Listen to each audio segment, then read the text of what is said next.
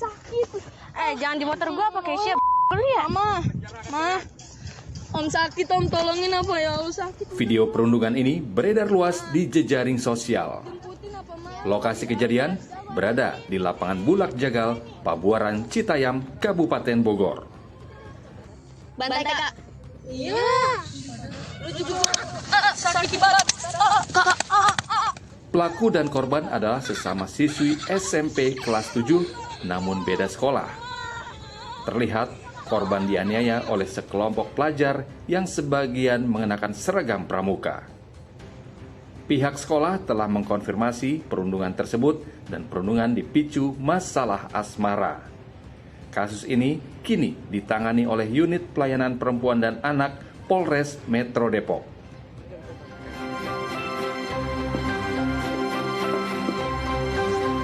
Ya, assalamualaikum pemirsa, apa kabar Anda? Semoga sehat selalu. Sebelum kita mulai aktivitas hari ini, kita update dulu seputar informasi menarik agar pagi Anda lebih berisi. Bersama saya Doni Permana, inilah Cakrawala selengkapnya.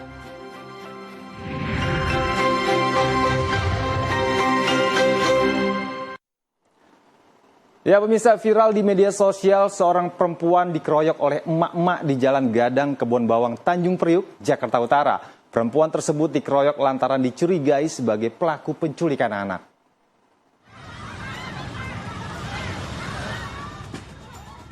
Sekelompok emak-emak mengeroyok seorang perempuan di Kebun Bawang, Tanjung Priok, Jakarta Utara.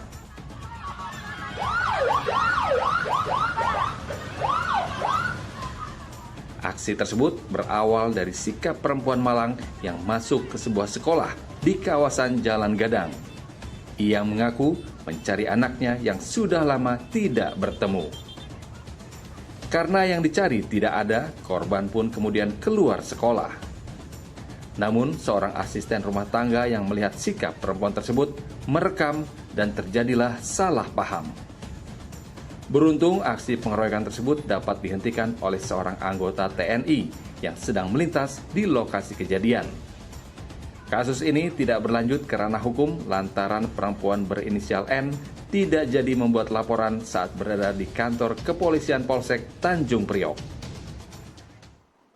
Sebuah konten video berjudul Gek Bali ramai menuai kecaman usai dinilai merendahkan dan melecehkan perempuan Bali karena bernarasikan layaknya video open BO. Namun Doni Sucahya selaku inisiator konten menyebut tidak ada maksud untuk melecehkan siapapun dalam konten agensinya tersebut.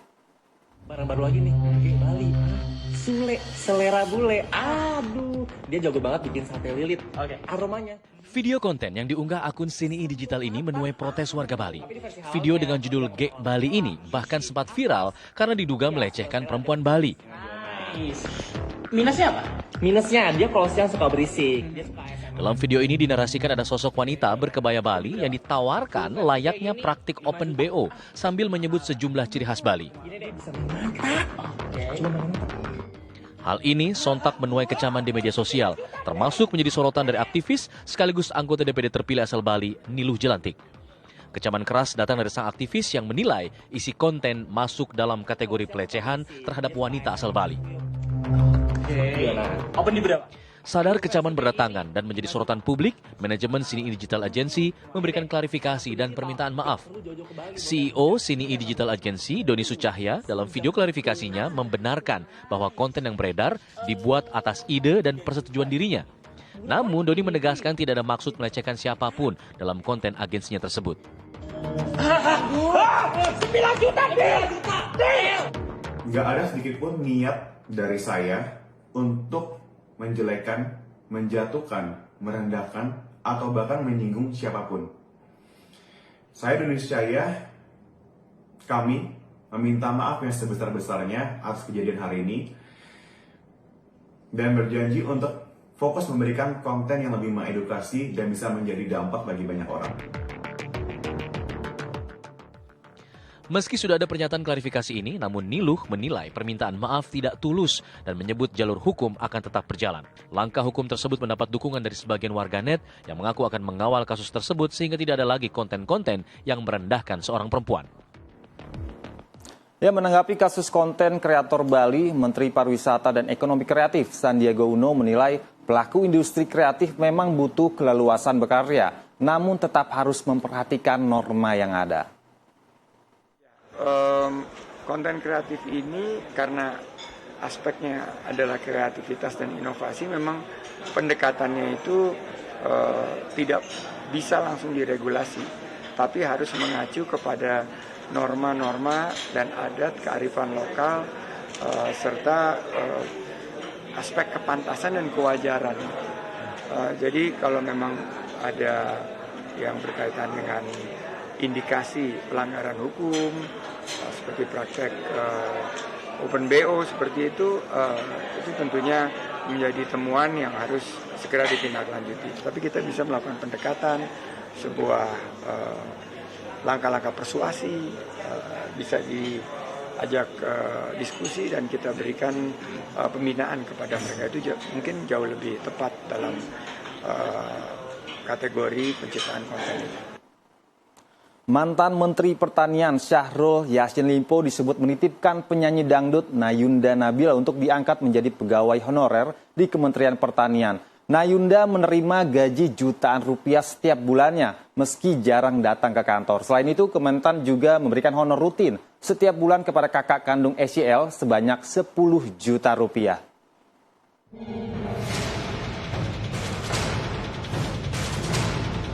Sidang kasus gratifikasi dan pemerasan yang menjerat mantan Menteri Pertanian Syahrul Yassin Limpo kembali mengungkap fakta yang bikin geleng-geleng kepala. Kali ini, mantan Sekretaris Badan Karantina Kementerian Pertanian, Wisnu Haryana, bersaksi SYL menitipkan penyanyi dangdut Nayunda Nabila sebagai pegawai honorer di Kementerian Pertanian. Meski jarang berkantor, Nayunda digaji 4,3 juta rupiah per bulan oleh Kementan. Saksi tahu yang bernama ada pegawai Kementan honorer yang juga dititipkan oleh Pak Yassin Limpo maupun keluarganya di Kementan? Oh, ada Pak. Siapa? Kalau nggak salah atas nama Nayunda pada waktu Nayunda. itu. Iya. Ya, ini siapa? Kok bisa? Gimana ceritanya? Pada waktu itu arahan dari gedung A juga Pak Karo kalau tidak salah bahwa si Nayunda ini akan menjadi asistennya Ibu Tita gitu, sehingga honornya dititipkan di karantina. Asisten Bu Tita. Iya. Oke, sebelum saya lanjutkan, Nayunda ini sepengetahuan saksi siapa dia? Pak, profesi sebelumnya siapa? Pada waktu di karantina kita tidak tahu Pak. Baru belakangan kita tahu itu setelah belakangan, karena Nayunda ini pada waktu itu di karantina hanya sekitar 1 tahun kita menghonor karena memang tidak pernah ke kantor ya. Terus tahun berikutnya sudah kita hentikan Pak. Oke, ternyata siapa dia? Yang saya tahu itu penyanyi. Penyanyi? Iya. Penyanyi itu, penyanyi apa? Saksi pernah menjelaskan ya? Saya singkat waktu ya. Dari penyanyi Rising Star, ya. Di BAP saksi nomor 11. Iya. Nah, kaitannya adalah yang ingin saya tanyakan, apakah ada honor juga yang diterima sama Nayunda ini dari Kementan? Sebagai tenaga kontrak ya? Iya, yang ada. itu, yang dari karantina itu sebagai tenaga. Berapa kalau dia menerima per bulan ini? Kalau honornya per bulan itu 4.300.000. Tak hanya itu, SYL juga meminta Kementerian Pertanian memberikan honor rutin kepada kakak perempuannya, Tenri oleh Yassin Limpo, sebesar 10 juta per bulan. Pemberian honor itu berlangsung selama hampir 2 tahun. Tentu saja berproses secara hukum dan seadil-adilnya lah untuk saya. Saya manusia biasa yang tentu saja punya kekurangan, punya kesalahan dan sebagainya. Dan saya siap bertanggung jawab untuk itu. Hanya saja harus juga dipahami bahwa situasi Indonesia semenjak saya jadi menteri 3 tahun pertama itu situasinya tidak baik-baik saja. Saya harus mempertahankan makan 287 juta orang. Dan saya berhasil. Semua dirjen saya berhasil. Dalam kasus ini, SYL didakwa memeras dan menerima gratifikasi hingga 44,5 miliar rupiah selama menjabat sebagai Menteri Pertanian periode 2020 hingga 2023. Ya pemirsa, kita beralih ke informasi lainnya. Menteri Pendidikan, Kebudayaan, Riset, dan Teknologi Nadiem Makarim hadir dalam rapat dengar pendapat RDP yang digelar Komisi 10 DPR RI di Gedung Nusantara 1 DPR RI. Dalam kesempatan ini Nadiem menjelaskan seputar beda persepsi soal biaya uang kuliah tunggal yang saat terjadi perbincangan.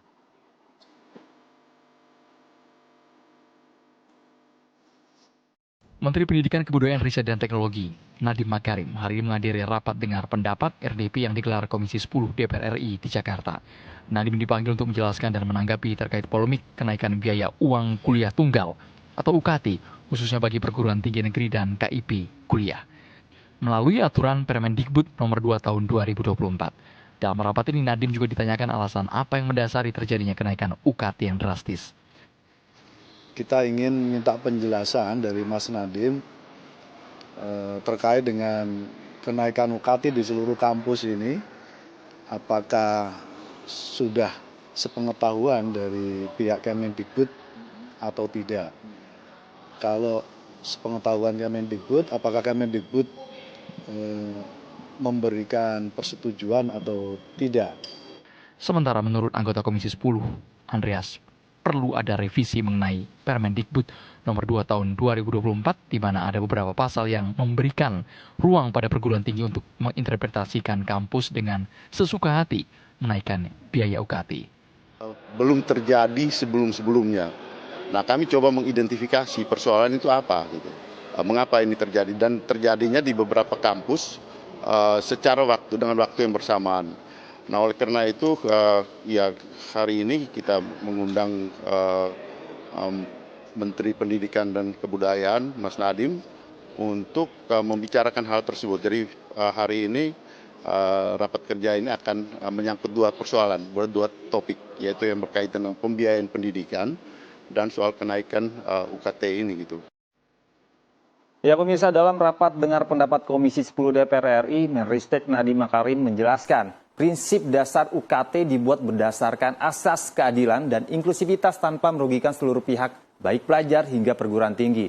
UKT pun bersifat berjenjang. Kalangan menengah atas membayar lebih besar dan kalangan bawah membayar lebih sedikit. Dan kenaikan biaya UKT hanya diberlakukan kepada mahasiswa baru.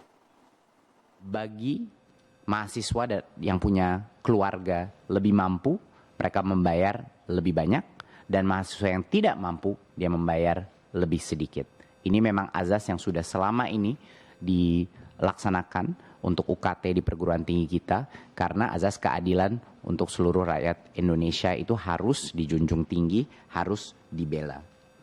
Dan hanya mahasiswa yang mampu membayar yang ditempatkan di kelompok UKT menengah dan tinggi sesuai dengan kemampuannya. Nah, jadi peraturan Kemdikbud ini menegaskan bahwa peraturan UKT baru ini hanya berlaku kepada mahasiswa baru, tidak berlaku untuk mahasiswa yang sudah belajar di perguruan tinggi. Jadi masih ada mispersepsi di berbagai kalangan di sosial media dan lain-lain bahwa ini akan tiba-tiba merubah rate UKT pada mahasiswa yang sudah melaksanakan pendidikannya di perguruan tinggi. Ini tidak benar sama sekali. Ya pemirsa, Presiden Joko Widodo melakukan peninjauan ke lokasi terdampak banjir bandang di Sumatera Barat. Presiden datang bersama Ibu Negara Iriana.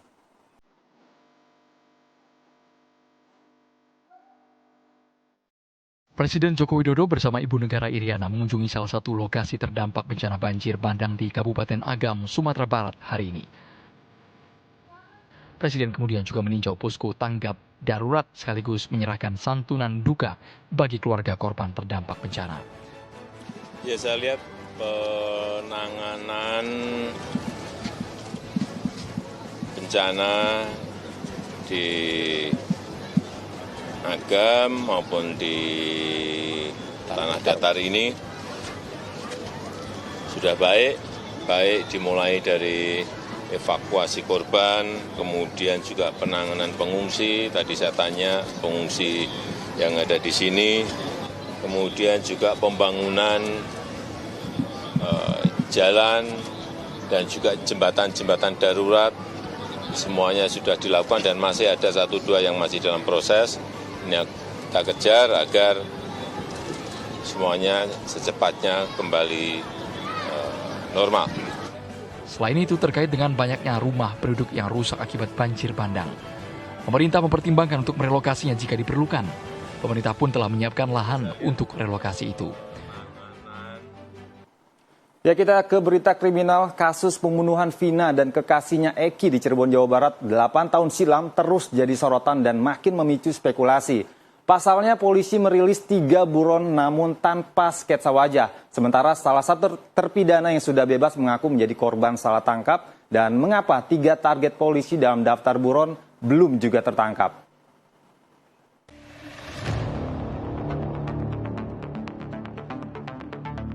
Kasus pembunuhan Vina dan Eki di Cirebon, Jawa Barat terus menjadi sorotan. Satu demi satu muncul keterangan mengejutkan dari pihak terpidana. Salah satunya dari Saka Tatal, terpidana kasus pembunuhan Vina yang bebas tahun 2020. Saka mengaku kaget saat penangkapan karena tanpa ada penjelasan apapun. Saya baru bangun tidur sore, main ke rumah nenek saya. Main ke rumah nenek saya, paman saya nyuruh adiknya minta saya mengantarkan dia mengisi bensin. Pas mau nyamperin udah ada teman-teman saya yang lainnya itu, paman saya yang termasuk yang punya motornya udah ditangkep. Saya malah nyamperin mau ngasihin motor. Saya pas mau ngasihin motor tiba-tiba langsung ditangkap juga tanpa penjelasan apapun. Keterangan baru Saka Tatal makin memicu spekulasi baru soal perkembangan baru kasus Vina. Namun sejumlah keterangan berbeda yang muncul dan bertentangan dinilai hal biasa dalam pengusutan kasus. Mengenai masalah orang-orang yang itu ya, pelaku-pelaku yang tidak mengaku itu sudah umum. Di dalam suatu penyidikan semua pelaku tidak ada yang ngaku Pak itu. Nah, kalau sekarang ini yang kita lihat kan saling bertentangan ya keterangan-keterangan ini. Seperti dulu pengacara mengatakan, wah enggak, pelaku itu tidak kenal dengan tersangka gitu kan. Pelaku tidak kenal dengan korban. Itu tidak ada kaitannya dengan pembunuhan direncanakan. Kadang-kadang orang pelaku kalau pembunuhan direncanakan tidak selalu kenal itu pelaku dengan yang direncanakan itu. 3 pelaku pembunuhan Vina disebut masih bebas berkeliaran. Polda Jawa Barat menyebar identitas ketiga pelaku dalam daftar buron meski tanpa sketsa wajah. Jadi himbauan kami kepada Bapak Kapolri adalah ini ada sesuatu yang tidak beres di penyidikan di awal. Kalau 8 orang pelaku sudah menyatakan ada 3 orang lagi sebagai pelaku yang lain dan itu bersamaan semua dalam BAP terpisah, ya nggak mungkin itu karangan. Lantas kemana rimbanya ketiga pelaku pembunuhan Vina dan Eki yang belum mempertanggungjawabkan perbuatannya? Keberadaan 3 buron pembunuh sadis Vina dan Eki hingga kini masih misteri. Padahal alamat ketiganya sudah disebar pihak kepolisian. Dan berikut penelusuran tim di Desa Banjarwangun, Kecamatan Mundu, Cirebon, Jawa Barat. Jejak 3 pembunuhan Vina dan Eki yang masuk daftar pencarian orang DPO hingga kini tak terendus sama sekali.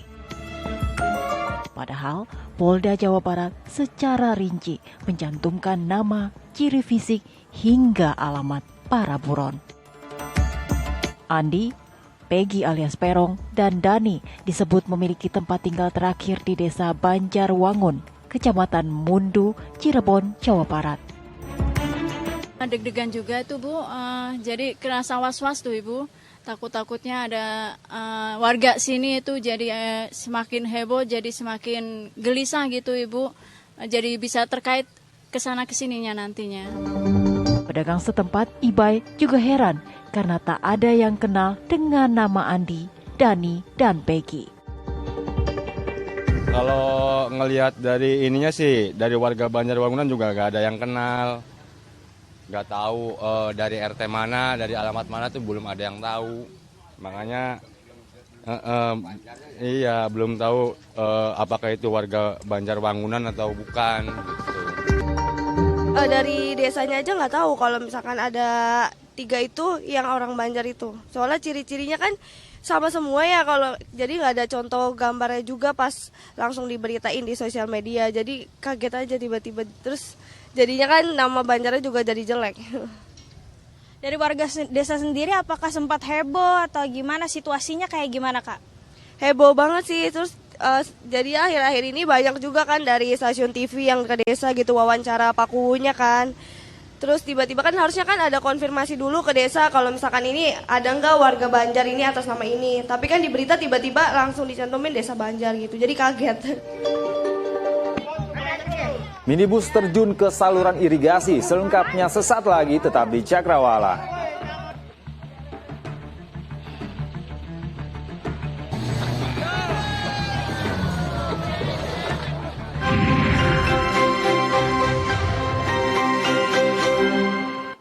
Ya, terima kasih pemirsa, Anda masih menyaksikan Cakrawala bersama saya Doni Permana. Pemirsa, jari telunjuk seorang bocah di Klaten, Jawa Tengah membengkak akibat terjepit ring besi. Proses pelepasan ring besi oleh petugas pemadam kebakaran pun berlangsung dramatis. Awalnya, ring besi digunakan korban untuk mainan. Namun ring besi justru masuk dan tersangkut di jari telunjuk sebelah kanan. Petugas damkar pun melakukan pelepasan ring besi yang tersangkut di jari telunjuk Anissa, bocah 4 tahun, warga desa Brangkal, Kecamatan Wedi, Kabupaten Klaten dengan menggunakan gerinda mini. Petugas harus ekstra hati-hati saat membelah ring besi karena kondisi jari telunjuk korban telah membengkak. Petugas sempat kesulitan saat memotong ring besi karena korban terus menangis. Setelah 20 menit proses evakuasi, ring besi akhirnya bisa terlepas. Ya pemirsa, berikutnya peristiwa unik terjadi di Bangkalan, Jawa Timur. 4 orang turis asing nyasar masuk area pesantren. Sontak para santri pun terkejut. Kok bisa ya?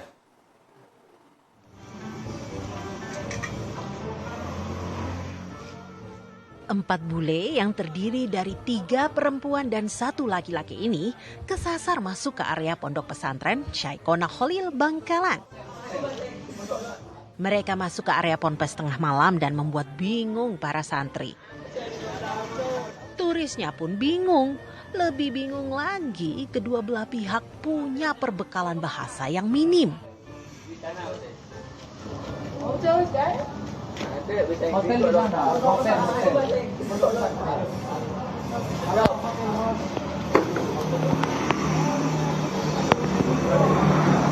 Bukan. Saya antar. Apa ya? Untungnya kedua belah pihak paham satu kata, yaitu hotel, sehingga masalah pun terselesaikan. Mau kemana? Keempat turis diantarkan oleh para santri ke hotel tak jauh dari ponpes mereka. Mungkin jarang kita melihat ada pelantong, ada turis masuk dari luar negeri. Hari masuk lah, malah masuknya ke pesantren. Saya tidak berekspektasi, tetapi yang pasti seperti yang di komen oleh beberapa netizen, dan juga memang sempat ditanya oleh santri waktu itu, yang dicari memang hotel, dan ketika lewat di depan pesantren yang bangunannya tinggi, ya mungkin dianggap ya itu hotel.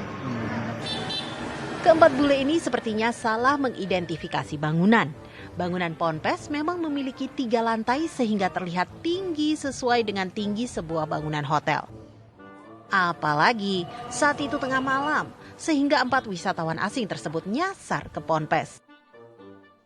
Pembina ponpes pun memaklumi kesalahpahaman ini.